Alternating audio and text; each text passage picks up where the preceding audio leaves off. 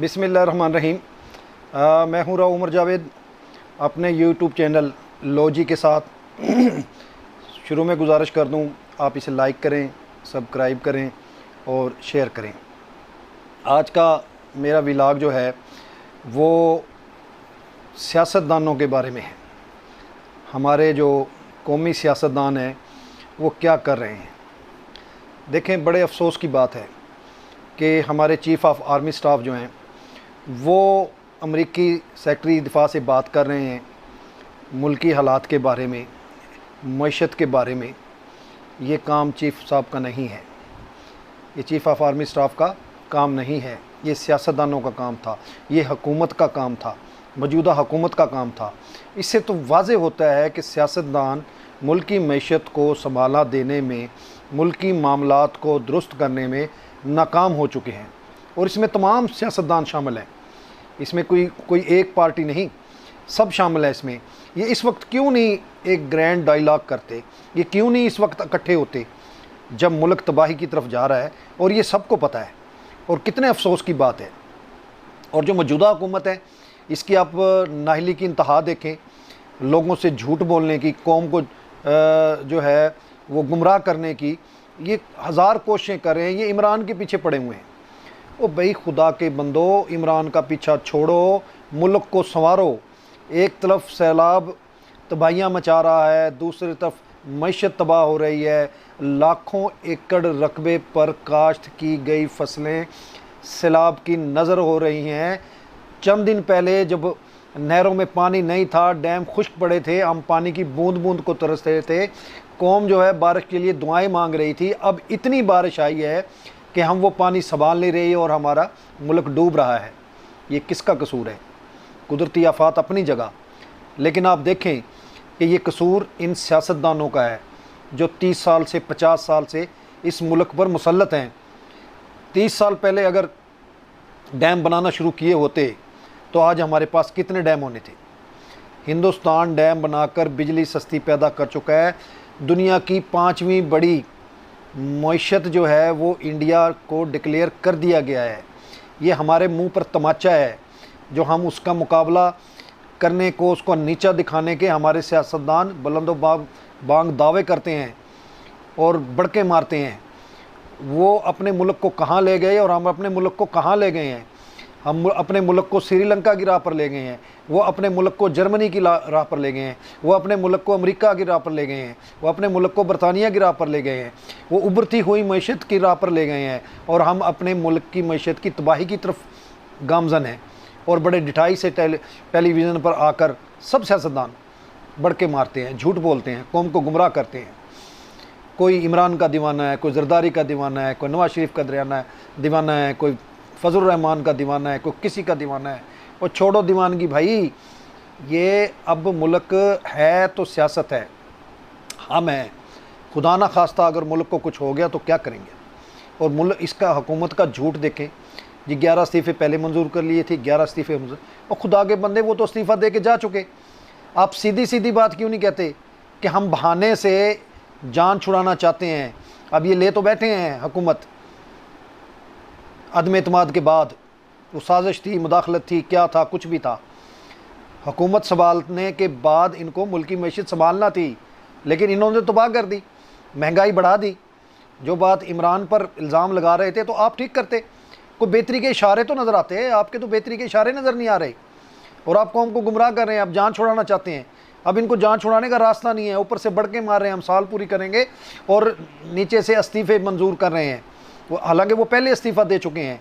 आम इंतखाबात नागुज़ीर हो चुके हैं। ये इनको जो है वो कौम जान चुकी है, बाकी दुनिया जान चुकी है, ये भी जान चुके हैं, अपने आप तौर पर पहचान चुके हैं, नाकाम हो चुके हैं। लेकिन ढिठाई और बेशर्मी का ये आलम है कि ये अपनी नाकामी को तस्लीम करने को तैयार ही नहीं है, जो इनका सबके सामने आ चुकी है।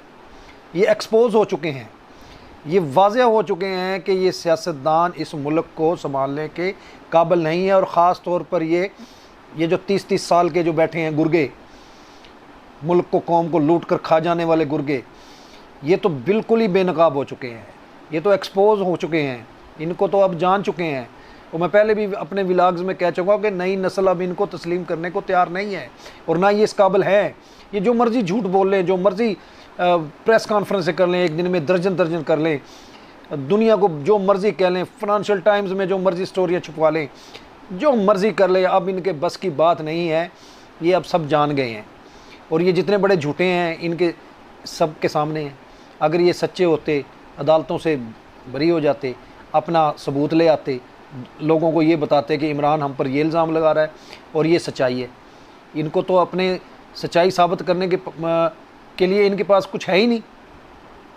जो टीटीज़ अब सामने आ रही हैं, जो ये गैर मुल्कियों से कमीशन लेते रहे हैं, रिश्वत लेते रहे हैं और जो मनी लॉन्ड्रिंग होती रही है और फिर बाहर से पैसा वापस आता रहा है जिससे ये चलाते, तो सब कुछ सामने आ गया।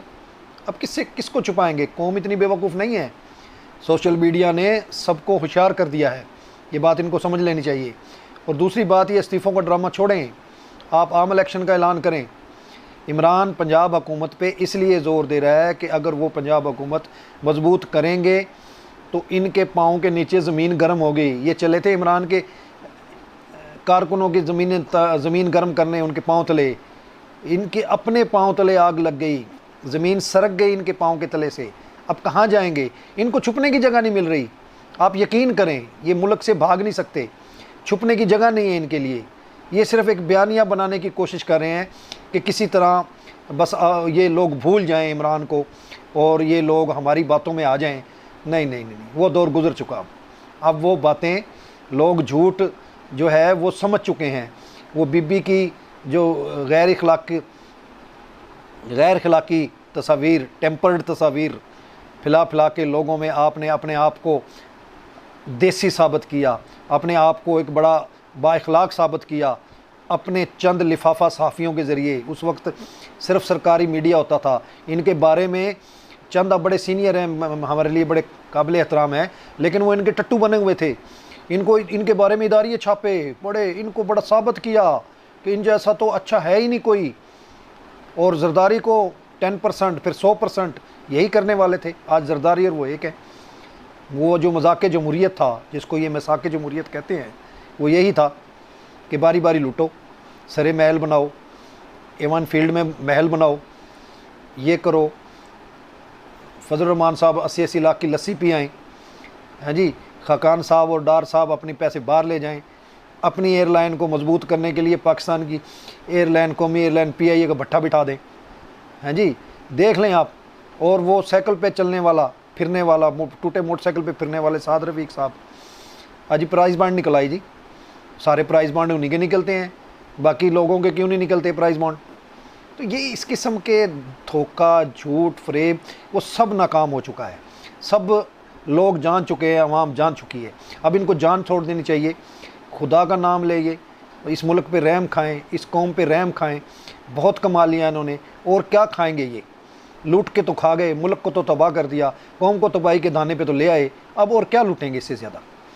इनके आगे अब कौम को हाथ जोड़ देना चाहिए और इनसे निजात हासिल करने चाहिए। ये साबित हो गया है कि ये सियासतदान नाकाम है और ये बिल्कुल नाकाम है। ये मुल्क को, कौम के लिए कोई बेहतरी का काम नहीं कर सकते। अगले व्लॉग में फिर मिलेंगे, तब तक के लिए इजाज़त दीजिए। अल्लाह हाफिज़।